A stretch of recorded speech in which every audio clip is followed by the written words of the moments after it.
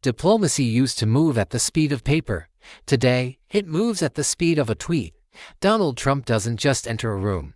He shatters the baseline of the conversation.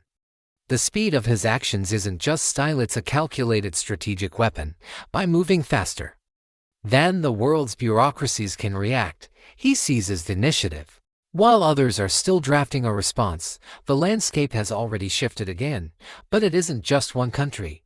It's the entire world, all at once. Tariffs on allies, sanctions on rivals. Withdrawing from decades-old treaties. The scale is designed to overwhelm. This is the maximum pressure doctrine. Critics call it chaos. Strategists call it a high-stakes geopolitical trap. Why is he escalating tension? Because tension is the only thing that creates leverage. The world thinks it's watching a fire. Trump thinks he's building a furnace. To understand the trap, you have to understand how he outpaces the brain. In military strategy, there is a concept called the OODA Loop: observe, orient, decide, act. If you can complete your loop faster than your opponent, they become paralyzed. By the time China or Europe analyzes a threat, Trump has already escalated to a new level. A 3 a.m. post becomes a national policy, bypassing the State Department entirely. This speed creates decision fatigue in foreign capitals. When you are constantly reacting, you can never formulate a plan to win.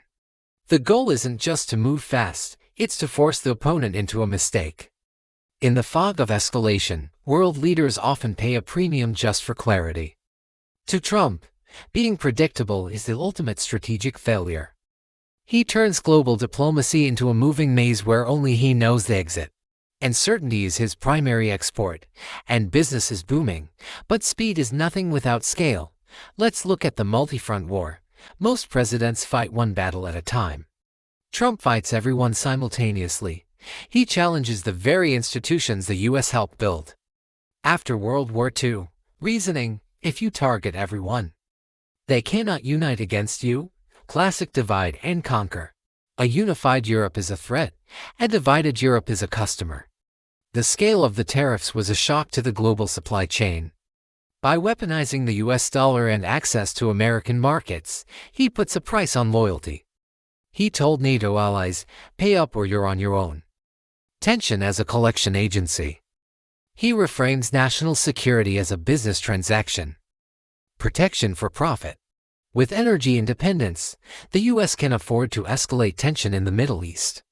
The scale of the escalation is backed by the scale of American resources. It's a leverage game. The more fires there are, the more people need the fire extinguisher. And that leads us to the final, most dangerous phase, the trap. The Madman Theory. Convince your enemy you are crazy enough to destroy everything. If the world believes you will actually pull the plug, they will compromise to save themselves. The trap is simple. Trump creates a crisis, then offers himself as the only solution.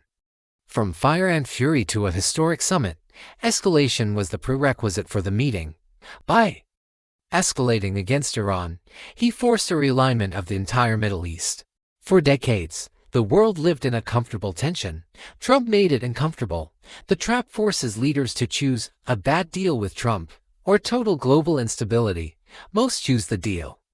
And every deal recalibrates the world in favor of America first. The tension isn't the goal. Tension is the engine that drives the concession. He is the only leader who treats leaving the table as his strongest move. The world complains about the chaos, but they always come back to negotiate. So, what is the final result of this global stress test? The scale of Trump's escalation has changed the DNA of global politics. Allies are spending more on defense.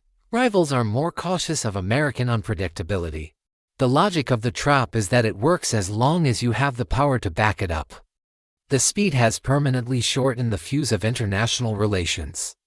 Other nations are now adopting the same tactics. The Trump effect is contagious. The era of the grand bargain is over. We have entered the era of the grand disruption. Is it a trap for the world, or a trap for America? Only time will tell. But one thing is certain, in the game of speed and scale, he changed the rules forever.